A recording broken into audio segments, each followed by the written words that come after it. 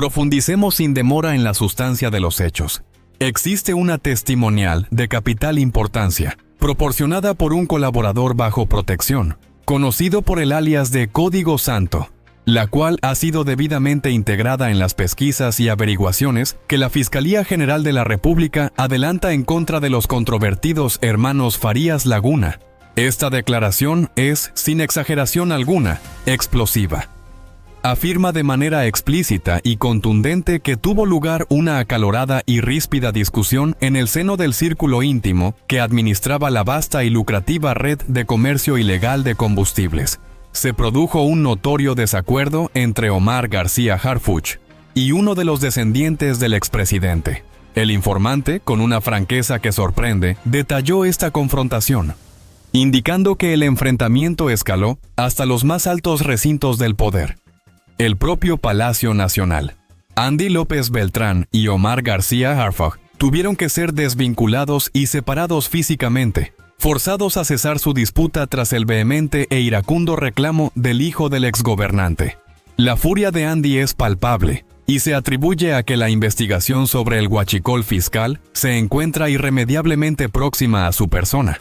Su cólera emana del hecho de que su nombre figura de forma prominente en las diligencias y de que la salvaguarda y la inmunidad de las que gozaba durante el mandato de su progenitor se han desvanecido por completo.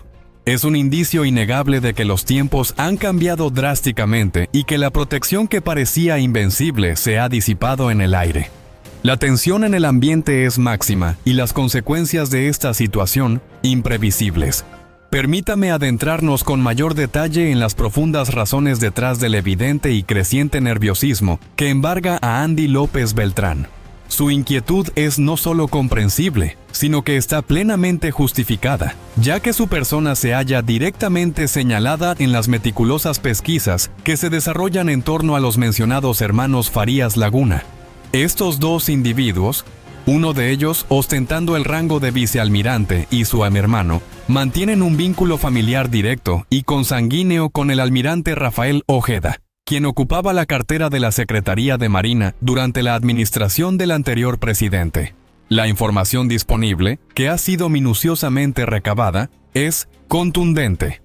Andy López Beltrán, y según las investigaciones, ejercía la jefatura absoluta de esta vasta operación ilícita. Se presume con fundamentos sólidos que los hermanos Farías Laguna ya han rendido sus declaraciones, afirmando sin tapujos que, en efecto, el mandamás y la mente maestra de toda la estructura era Andy López Beltrán, el cerebro detrás de la logística y operación de los célebres navíos que arribaban hasta los estratégicos puertos de Altamira y Tampico, repletos de carburante de contrabando.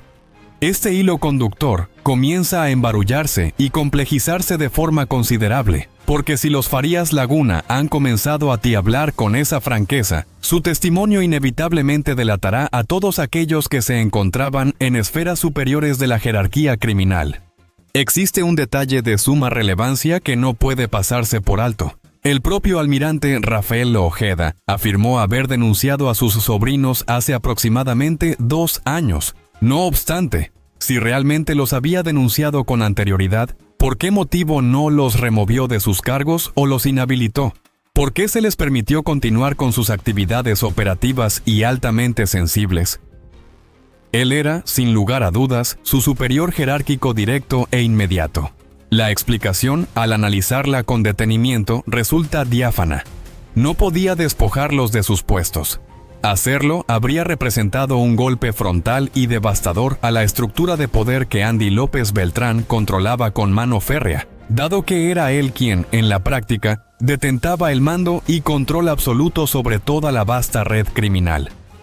Y ahora, un elemento de una inquietud extrema emerge en esta ya de por sí intrincada y oscura trama. De manera súbita e inexplicable, surgieron supuestas solicitudes de amparo destinadas a neutralizar y anular cualquier acción judicial o procedimiento legal en contra de los hijos del expresidente.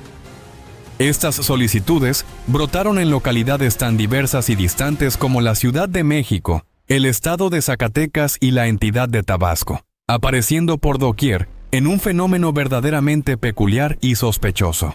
Sin embargo, Lo más perturbador y alarmante de todo reside en que dichas peticiones de amparo carecen totalmente de una firma autógrafa.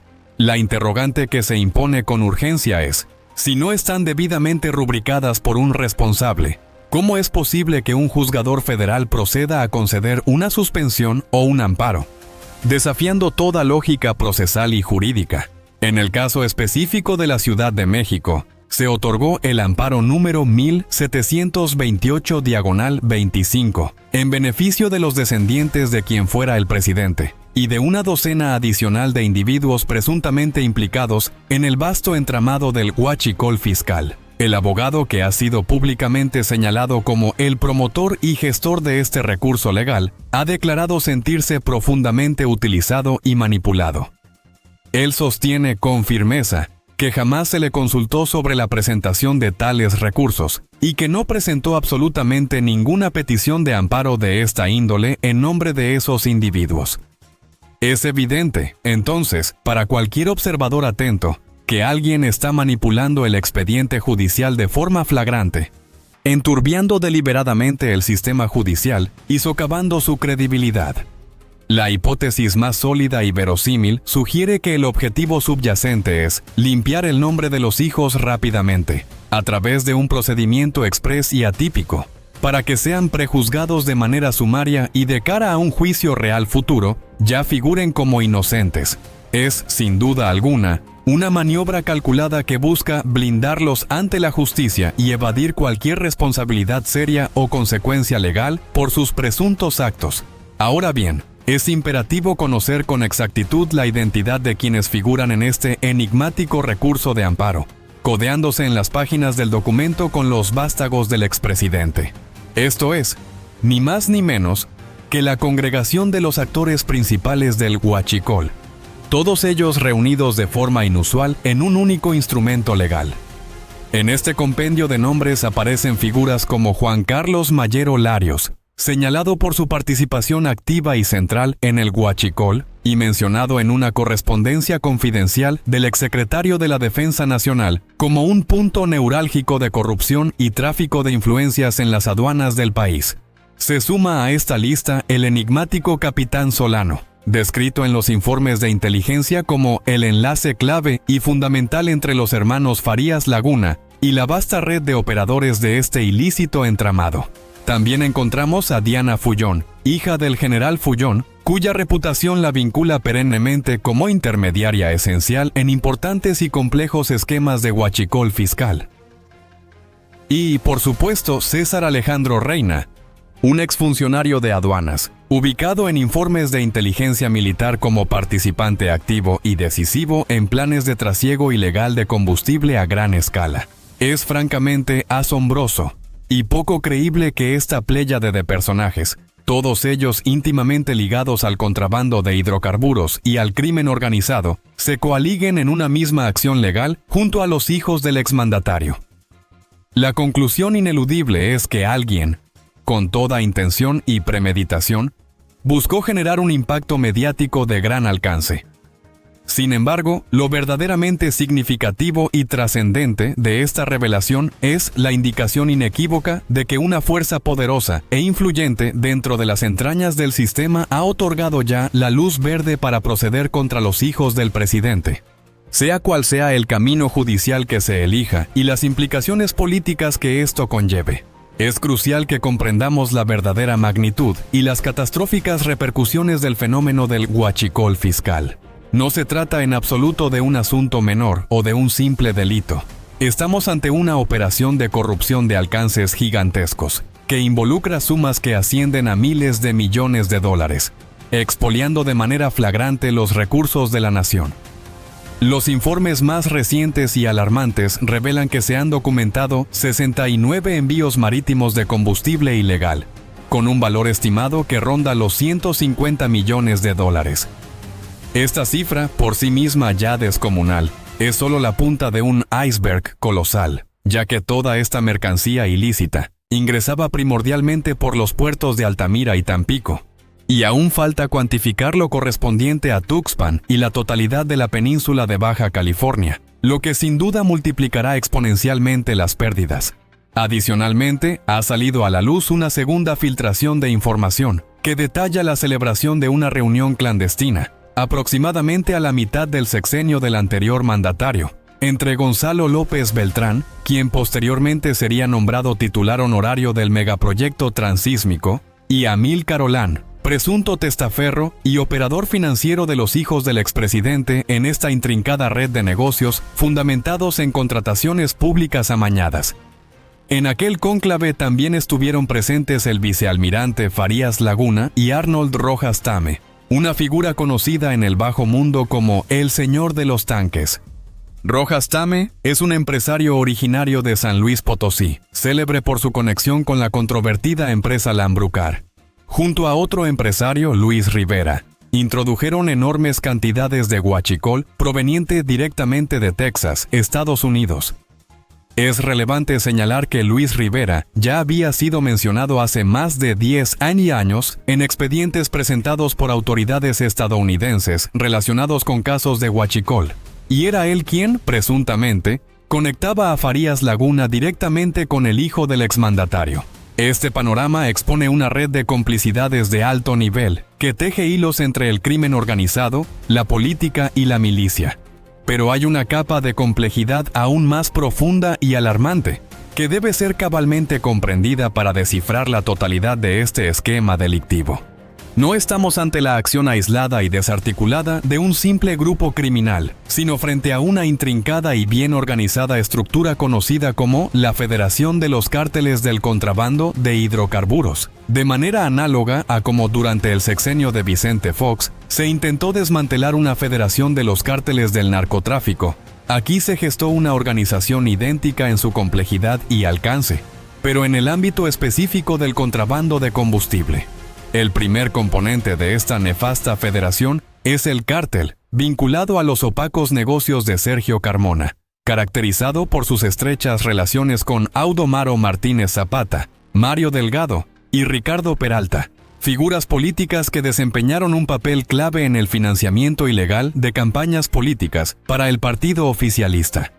El segundo cártel lo integran los controvertidos hermanos Farías Laguna, quienes gozaban de acceso directo y privilegiado al almirante Ojeda, su tío político. Existe información que sugiere que los hermanos Farías Laguna quedaron huérfanos a temprana edad, siendo el almirante Rafael Ojeda la persona que se hizo cargo de su crianza y educación, lo que indica una relación personal mucho más íntima y compleja de lo que inicialmente pudiera parecer, convirtiendo la protección en un asunto de lazos familiares inquebrantables. Y el tercer cártel, no menos significativo y potencialmente devastador, es el del Huachi Diesel, presuntamente orquestado por el experimentado y controvertido político Manuel Bartlett. Se relata que Bartlett se aproximó al entonces presidente y le propuso esta audaz y altamente lucrativa iniciativa delictiva. El esquema operativo consistía en asegurar los fondos necesarios y gigantescos del Huachi Diesel para financiar al menos 10 campañas a gubernaturas del partido oficial, transformando este ilícito en un flujo permanente y multimillonario de capitalización para sus candidatos. La magnitud de esta organización criminal es verdaderamente inaudita y su alcance estremecedor. ¿Qué factor unifica y cohesiona a todos estos cárteles o entramados delictivos del huachicol, a pesar de sus distintas ramificaciones y operaciones? La respuesta es clara, perturbadora y pone al descubierto el corazón de la corrupción. Todos son dirigidos, operados y protegidos por cabecillas que residen en las esferas más elevadas del sistema político mexicano. Sergio Carmona, por ejemplo, mantenía vínculos estrechos y operativos con Audomaro Martínez Zapata y Mario Delgado, piezas fundamentales en la maquinaria partidista. Los hermanos Farías Laguna, por su parte, contaban con la protección y el respaldo del almirante Ojeda, un personaje de alto rango militar. Y Manuel Bartlett, según los indicios, se conectaba directamente con el entonces presidente, fungiendo como su operador principal en esta intrincada red. Todos ellos, sin excepción, gozaron de una impunidad total, resguardados por la omnipotencia del Poder Ejecutivo, durante un lapso de 6 años, un sexenio completo de saqueo y desfalco. El negocio del Huachi Diesel se perfila como una operación incluso más lucrativa y perversa que el huachicol fiscal tradicional. La razón detrás de esta mayor rentabilidad: posee un cliente singular y cautivo. Es un comprador que no puede negarse: la Comisión Federal de Electricidad, una empresa paraestatal del Estado. La estrategia, impulsada y avalada por el entonces presidente y su operador clave, Manuel Bartlett, consistió en despojar a las plantas de generación de energía de ciclo combinado de su consumo de gas, un combustible más limpio y eficiente, para reemplazarlo con diésel. Un diésel que Pemex, la empresa estatal productiva, no tenía la capacidad suficiente de suministrar, generando hoy un déficit del 30% en la nación, lo que la obligó a buscar el combustible en otros lugares. La solución que ofrecieron fue macabra: importar diésel de contrabando desde Texas, venderlo al doble de su precio de mercado a la CFE y retener las ganancias millonarias, que no ingresaron a las arcas públicas. La interrogante que persiste y exige una respuesta diáfana es: ¿quién se apropió de estas ganancias exorbitantes, que ascienden a cifras astronómicas? ¿Fueron los allegados de los hijos del presidente, los hijos directamente, o Manuel Bartlett, actuando como albacea y aval del propio presidente en esta vasta operación? Es una pregunta que clama por ser contestada con la verdad, sin paliativos ni evasivas. Para que esta verdad ineludible alcance cada rincón de nuestra patria, necesitamos su apoyo incondicional y decidido. Le instamos con urgencia a compartir esta información, a distribuirla masivamente entre sus contactos, en todas las plataformas y por todos los medios disponibles. Es imperativo que se conozca el altercado entre Andy López Beltrán y Omar García Harfuche. Que se difunda la investigación de los hijos del expresidente por el huachicol fiscal. Que se entienda la existencia y la naturaleza de los amparos misteriosos creados para protegerlos, y la verdadera magnitud de la federación de los cárteles del huachicol que operó impunemente. Que la cifra de 28,000 millones de dólares robados cale hondo en la conciencia colectiva de todos los mexicanos, porque la presión social es un motor imparable de cambio y transformación. Una fuerza que los poderosos no pueden ignorar. Cuando la información fluye libremente y se comparte sin miedo, es mucho más difícil para los corruptos mantenerse en las sombras y eludir la justicia. El silencio, en estos casos de despojo nacional, es una forma inaceptable de complicidad con quienes nos han saqueado. La confrontación en Palacio Nacional es solo el principio de una cascada imparable de revelaciones que sacudirán los cimientos del poder. La llama del huachicuacol está llegando hasta Palenque, señalando directamente a de los hijos del expresidente, y ya hay luz verde para que la justicia actúe con todo su peso. Este espacio continuará informando sin tregua, exigiendo que caiga a quien tenga que caer, porque México anhela justicia y la impunidad. El robo y el saqueo han sido ya demasiados. La hora de la rendición de cuentas ha llegado y nadie podrá esconderse de la verdad. No olvide suscribirse para no perderse ninguna actualización crucial de esta monumental historia. Hasta la próxima, siempre con la verdad como estandarte.